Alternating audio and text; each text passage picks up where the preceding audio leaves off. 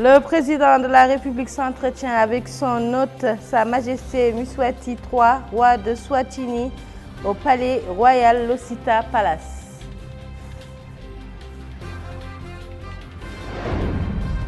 Le chef de l'État entame une visite d'État dans le royaume de Swatini.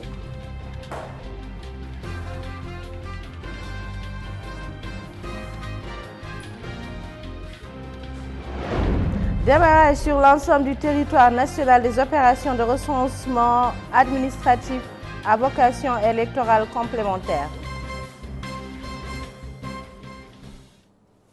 Merci de vous joindre à nous.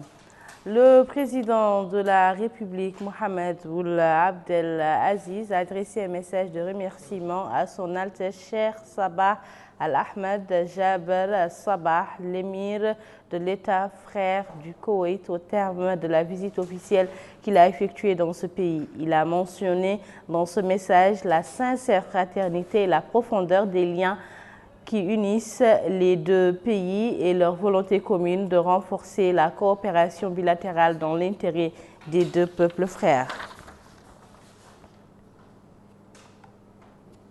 Après le Koweït, le président de la République a mis le cap sur le royaume de Swatini dans le cadre d'une visite d'État de 3 jours sur invitation de Sa Majesté Mswati III, roi de Swatini.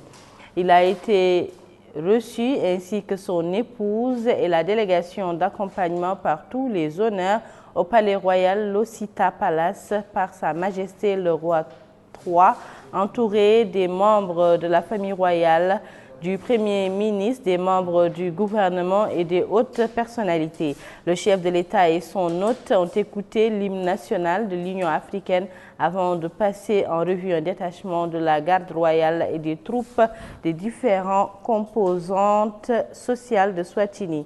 Le président de la République a ensuite salué le Premier ministre de Swatini, les membres du gouvernement et les hautes personnalités venues à l'accueil.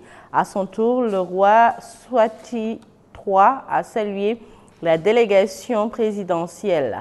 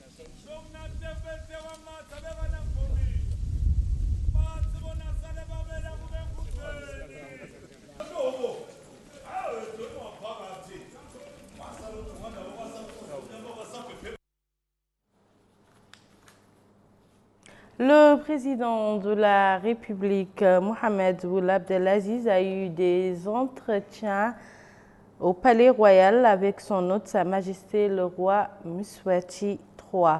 L'entrevue qui s'est déroulée en présence des membres des deux délégations a porté sur la coopération bilatérale et les moyens de la renforcer, de même que sur les questions d'intérêt commun.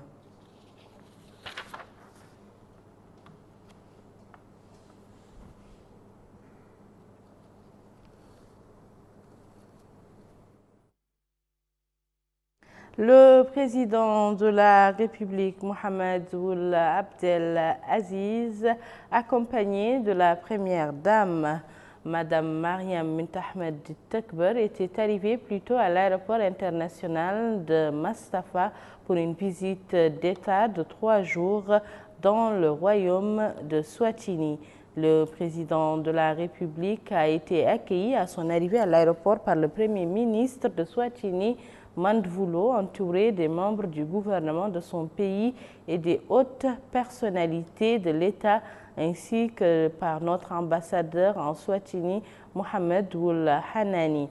Après avoir passé en revue des formations d'honneur de Swatini et des troupes folkloriques et artistiques des différentes sensibilités du peuple, le président de la République a salué les hautes personnalités venues l'accueillir. Pour sa part, le Premier ministre de Swatini a salué les membres de la délégation accompagnant le président de la République. Nous vous laissons avec quelques images de l'arrivée ainsi que de l'accueil.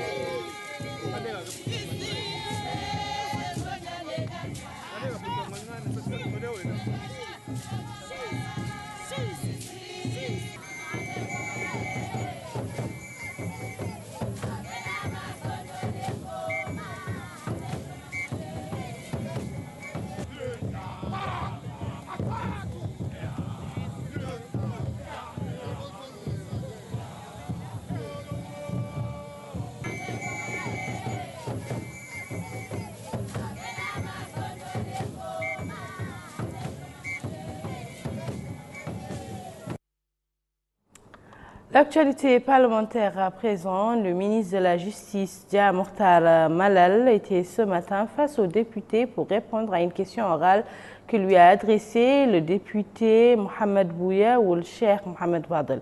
La question porte sur le sort du dénommé Mohamed Cheikh Mkhaytir, l'auteur de l'article blasphématoire. Le ministre a saisi cette occasion pour éclairer l'opinion publique nationale et internationale sur les tenants et aboutissants sur cette affaire. Compte rendu Moussa Ndiaye. Tenu ce mercredi 24 avril 2019, sous la présidence du député Boïter Ould Homoït, premier vice-président de l'Assemblée nationale, cette séance plénière a été consacrée à une question orale sur la situation de Mohamed Cheikh Ould Mkhaytir, adressée au ministre de la Justice, M. Dia Mokhtar Malal. Une question adressée par le député Mohamed Bouya ou le Cheikh Mamoun ou le Cheikh Mohamed Fadel.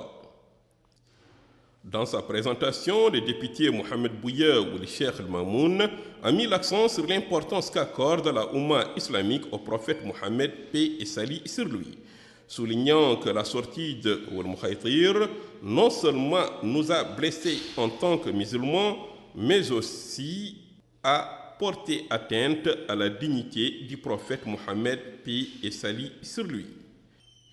En réponse, le ministre de la Justice, M. Dia Mokhtar Malal, a déclaré « Cette occasion lui permet d'éclairer l'opinion publique nationale sur les faits et les procédures qui nous, dit-il, préoccupent tous.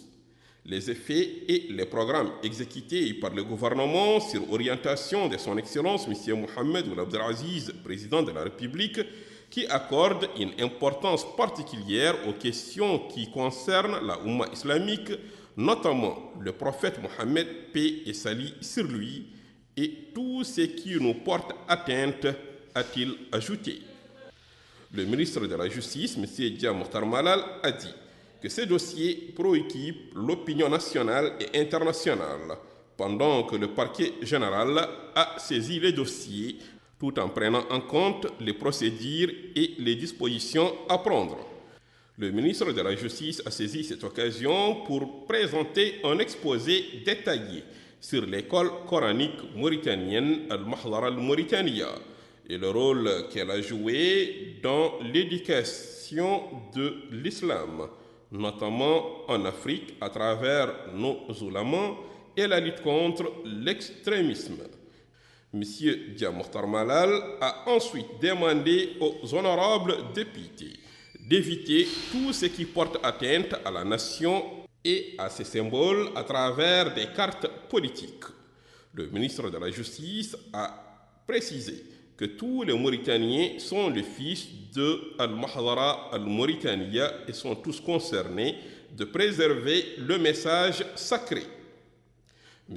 Dia Mokhtar Malal, ministre de la Justice, a souligné que le gouvernement n'a ménagé aucun effort durant les dernières années pour consacrer l'islam comme notre religion, religion du peuple et de l'État.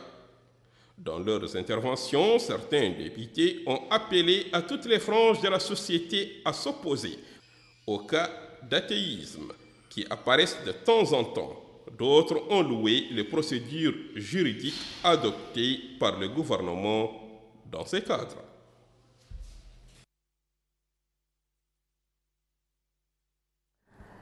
Le ministre de l'Équipement et des Transports, Isselmou Ould Sidel Mokhtar Ould Habib, s'est enquis de l'avancement des travaux de 24 km de route bitumée en cours de réalisation dans la Muqata'a de Tafrakh-Zeina.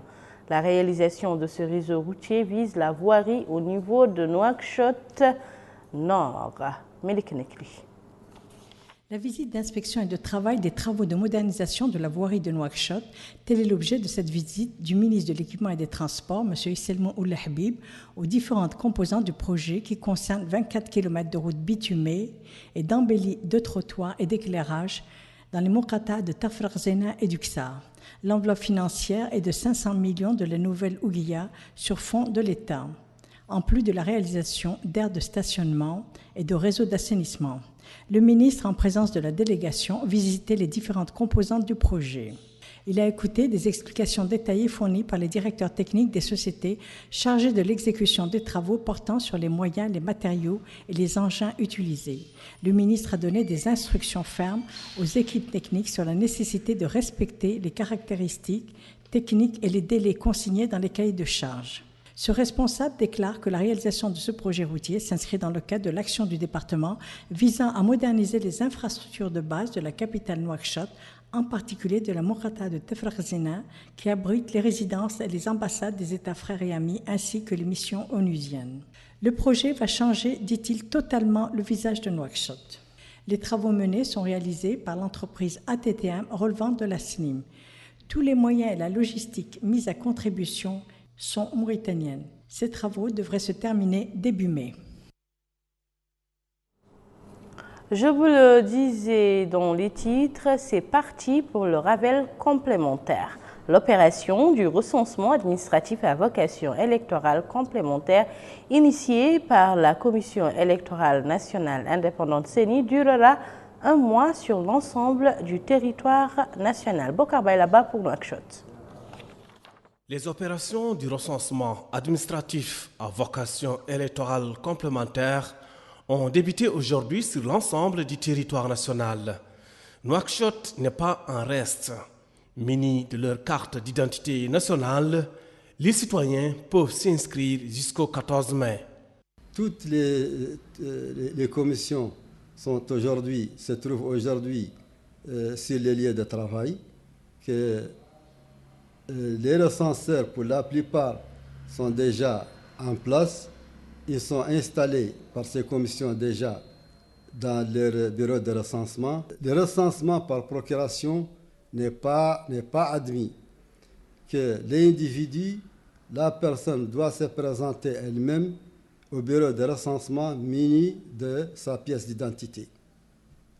Et sont concernés les citoyens qui n'ont jamais été enregistrés sur la liste électorale, qui ne sont pas enregistrés sur la liste électorale de 2018, les citoyens qui ont atteint l'âge de 18 ans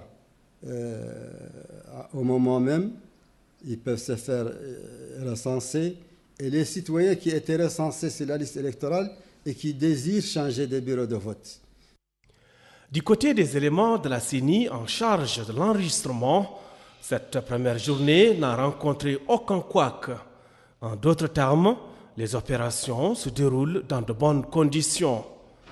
Du côté des citoyens, le fait de s'inscrire sur le fichier électoral est un devoir civique. Je suis venue ici aujourd'hui pour m'enregistrer sur la liste électorale et c'est tout à fait normal parce que c'est un devoir citoyen. Et tous les Mauritaniens, j'invite tous les Mauritaniens et Mauritaniennes à s'enregistrer parce que c'est un devoir de se présenter au bureau d'enregistrement afin de s'inscrire sur les listes des électeurs. Parce que c'est très important, ce sont ces 100 personnes qui vont choisir les personnes qui vont les représenter, qui vont choisir le président de la République, etc. Et donc c'est un devoir citoyen. L'opération d'inscription sur les listes électorales, je crois que c'est très important, c'est le primordial parce que c'est à travers ça que l'on peut exprimer sa voix, que l'on peut choisir celui qui va gouverner à nos destinées. Et la nouveauté, c'est que le renouvellement des listes, les jeunes qui étaient âgés de moins de 18 ans aujourd'hui peuvent s'inscrire et ceux qui veulent également changer d'adresse le pourront. Alors tout se passe ici à travers cette opération. Pour rappel, ce recensement a pour but d'actualiser la liste électorale en perspective de l'organisation de l'élection présidentielle en juin prochain. À Nouadhibou, l'opération du Ravel complémentaire a de fait démarré ce matin. Elle permettra aux citoyens ayant atteint l'âge de 18 ans et ceux désireux de changer de lieu de vote de s'inscrire sur la liste électorale. Et dans la capitale minière, Zouérat, des équipes de recensement se sont déployées dans les communes de Tirizimour à l'effet de recenser les électeurs ayant atteint l'âge de voter ou voulant changer de bureau de vote. Pour ce faire, ils devront être munis de leur carte d'identité biométrique ou de leur passeport s'ils sont basés à l'étranger. La Banque centrale de Mauritanie et son partenaire, l'Institut africain pour les envois des fonds, ont organisé ce matin un atelier continental sur la réglementation du marché de transfert de fonds en Afrique face aux questions émergentes.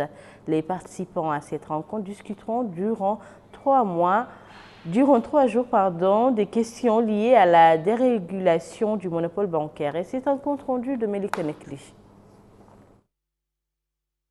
La réglementation du marché de transfert de fonds en Afrique face aux questions émergentes est l'objet de cet atelier continental. 3 jours durant, plusieurs pays africains prennent part à cette rencontre. Ils plancheront sur l'examen des questions liées notamment à la dérégulation du monopole bancaire à travers les innovations technologiques, la crypto-monnaie, les problèmes de blanchiment des capitaux et le financement du terrorisme et la coopération entre les autorités de contrôle. Le programme de l'atelier devra permettre de répondre aux problématiques du cadre légal et réglementaire, du marché de transfert des fonds en Afrique et de discuter des défis auxquels sont confrontés les régulateurs en ce qui concerne la proximité des services financiers, l'innovation et le développement rapide des marchés de transfert de fonds en Afrique, la gestion du risque de blanchiment des fonds. Le gouverneur adjoint de la BCM, M. Cheikh El-Kabir Oulmoulay Tahar, a remercié l'Institut africain pour ses efforts dans l'assistance technique des pays africains pour améliorer la réglementation, la collecte des données liées aux envois de fonds, mais également pour une meilleure retombée de ces envois dans les aspects socio-économiques de ces pays.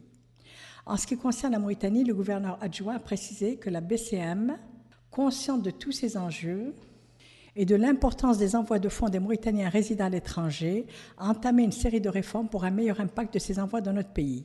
Ces réformes, dit-il, passent par la promulgation d'une nouvelle relative aux établissements de crédit avec la création d'une nouvelle catégorie d'institutions financières appelées les établissements de paiement et spécialisées dans les transferts de fonds et la monnaie électronique.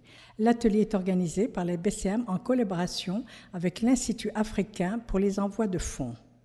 Ceci témoigne de l'attachement que le pays accorde au programme d'intégration en Afrique sur tous les aspects. Monsieur le gouverneur, soyez témoin de toute notre gratitude.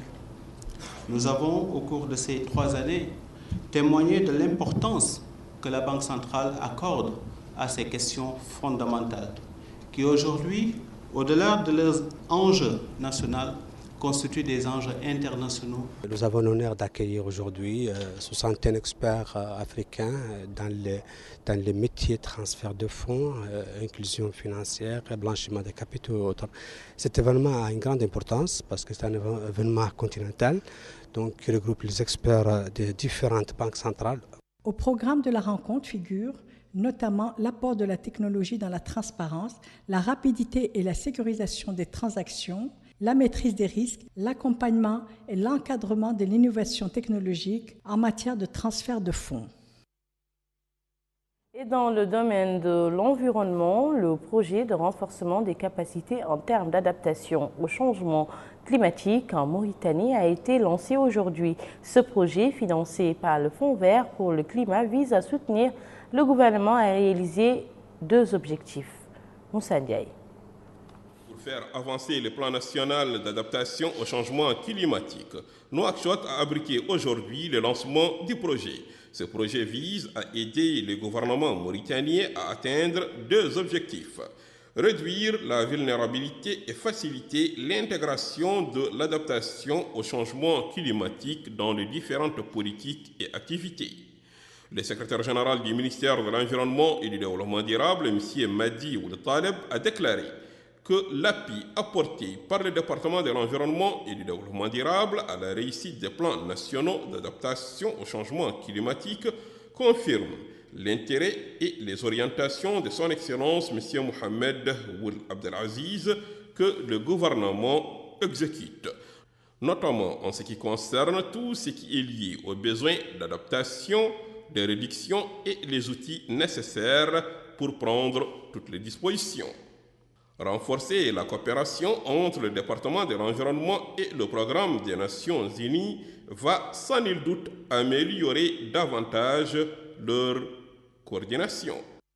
Le programme des Nations Unies pour l'environnement est très heureux et honoré d'aider le gouvernement par l'intermédiaire du ministère de l'Environnement et du Développement durable pour la formulation et la mise en œuvre d'un plan national d'adaptation financé par le Fonds vert pour le climat. ONU Environnement a un engagement de longue date en Mauritanie dans le cadre de différents projets menés par le ministère de l'Environnement et du Développement durable avec différentes sources de financement. Au cours de cette rencontre, M. Sidi Mohamed Ould Wafi, coordinateur de la cellule nationale sur les changements climatiques au ministère de l'Environnement et du Développement durable, a présenté un exposé pour mettre l'accent sur les différents plans d'adaptation, notamment en 2010. Direction à présent la capitale de l'Adrar. 50 jeunes de cette wilaya bénéficient présentement d'une formation sur la création et la gestion de petits et moyens projets. Le stage est organisé à leur profit par le Haut Conseil de la jeunesse. là-bas. Ces formations visent à renforcer les capacités des bénéficiaires en matière de gestion des projets en perspective de promouvoir le développement économique local et de réduire le chômage dans la zone. Ainsi, le directeur de cabinet du Wali de l'Adrar, Eli Cheikh Abdallahi Omar, a souligné l'importance de ces ateliers qui s'inscrivent dans le cadre de la promotion du développement local et l'insertion des jeunes en application des instructions du président de la République visant l'implication de la jeunesse dans tous les efforts de développement, une option traduite par la création du Haut Conseil des jeunes, une option traduite par la création du Haut Conseil de la jeunesse qui constitue un cadre idéal pour la réalisation de ces objectifs. Le chef de la mission du Haut Conseil de la jeunesse, Dr Lemrabot Issa Baba, a indiqué que l'épanouissement de la jeunesse figure en bonne position au niveau des priorités du président de la République. Il a ajouté que le recrutement de 3000 fonctionnaires annoncé par le gouvernement illustre parfaitement cette option. Il a souhaité que les formations soient axées sur les spécialités professionnelles de nature à accélérer le développement économique du pays. Le maire adjoint de la commune Tatar a souhaité la bienvenue à la délégation du Haut Conseil de la jeunesse avant de mettre en exergue l'impact positif de ces formations sur le renforcement de la décentralisation et de la lutte contre le chômage. Les jeunes ont pris aussi la parole pour évoquer la problématique de l'emploi et les attentes de cette série d'ateliers de formation sur le montage et la gestion des petits et moyens projets. Et nous clôturons ce journal par ce communiqué de l'ASECNA qui a annoncé le lancement du service du guidage radar dans l'espace aérien de la Mauritanie à partir de demain 25 avril.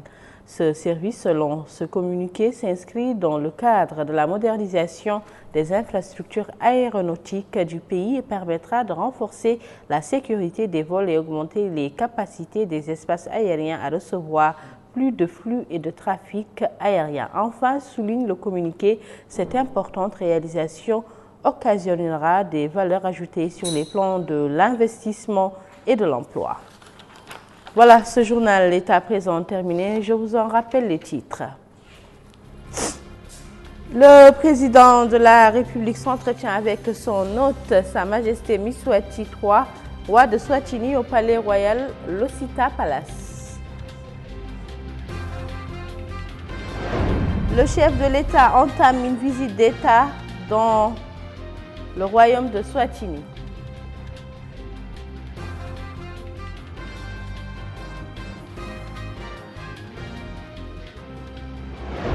Démarrage sur l'ensemble du territoire national des opérations de recensement administratif à vocation électorale complémentaire et ce pour une durée d'1 mois. Où que vous soyez, c'était un réel plaisir pour moi de partager avec vous ces moments d'information. Le JTF revient demain soir, comme chaque soir, et à la même heure, Inch'Allah. Et vous serez en compagnie de Cherna Sadbou. Vous pourrez suivre tout de suite en direct, juste après ce journal, l'émission Me le fait avec ma collègue Taïba Mitab Raouf. Quant à moi, je vous donne rendez-vous dimanche, Inch'Allah.